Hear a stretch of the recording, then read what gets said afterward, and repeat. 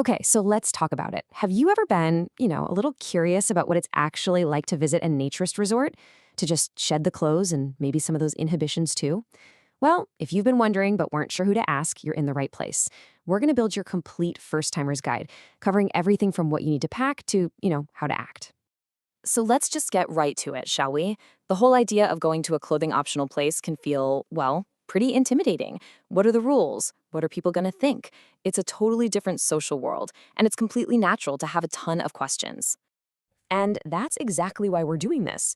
We are going to pull back the curtain on the whole experience. We'll start with the philosophy behind it all, get into the nitty-gritty of what you should pack, and then cover the simple, easy-to-follow rules of etiquette that make sure everyone has a respectful and super comfortable time.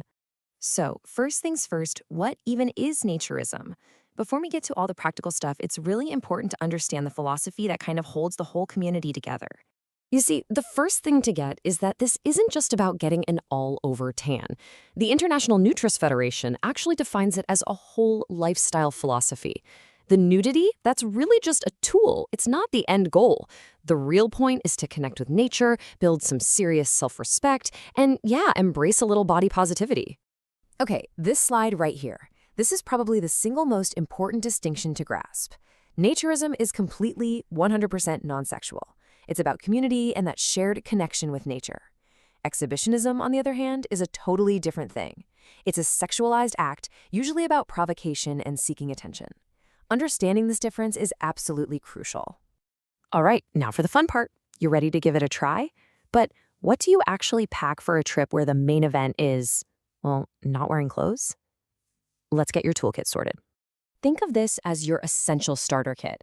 Now, the two-towel rule is sacred. One is basically your personal seat cover. It's all about hygiene. And the other is for drying off. And sunscreen, oh my gosh, pack way more than you think you need. Seriously, you're going to be exposing skin that probably hasn't seen the sun in years.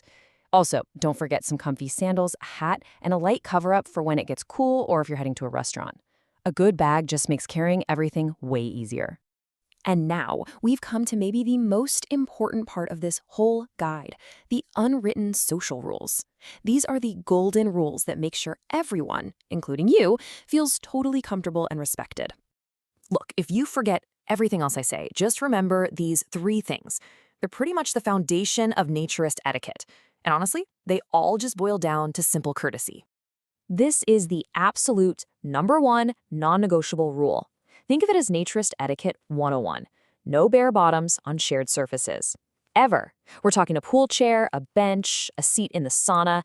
Your towel goes down first. It really is that simple, and it's all about hygiene and just being respectful of the next person. Let's talk about cameras for a second. So, how many photos or videos should you be taking of other people without their explicit, enthusiastic yes? The answer is right there. 0. A big fat 0. Privacy is everything in these spaces. The easiest way to respect that? Just keep your phone tucked away in your bag. This quote really gets to the heart of the social vibe. When you're talking to someone, you look them in the eye, just like you would in any other conversation. It's all about seeing the person, not just the body. I mean, a quick glance is human, but just staring, that makes people uncomfortable. It's a simple act of respect that makes all the difference in the world. All right, let's do a quick lightning round of some common mistakes you'll want to avoid. Just think of this as your little cheat sheet for navigating your first visit like a total pro.